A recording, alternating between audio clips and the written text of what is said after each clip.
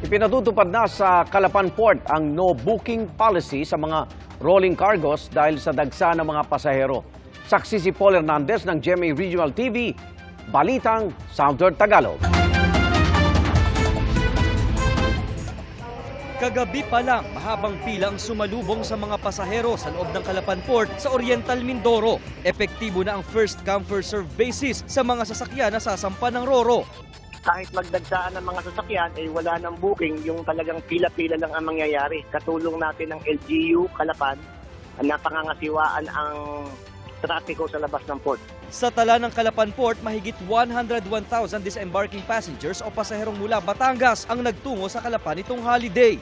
Sa Batangas Port, nagkakapila na muli sa ticketing area. Oras-oras ang dating ng mga barkong dumaraong. Kaya kami umaga po nagbiyahe para hindi po kami abutin ng dami ng tao. Umalis po kami ng alas 4 ng umaga para po makasakay agad kami sa barko. Bitin man daw sa bakasyon si Ava Lorraine, nakapag-recharge na rin siya sa Puerto Galera. Kasi po pagkatapos po ng New Year, parang may pasok po agad. Sana po kahit na-extend po ng konti.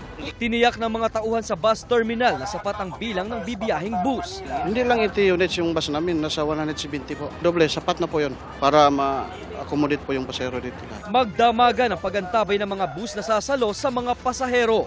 Para sa GMA Integrated News, ako si Paul Hernandez ng GMA Regional TV, Balitang Southern Tagalog, ang inyong saksi.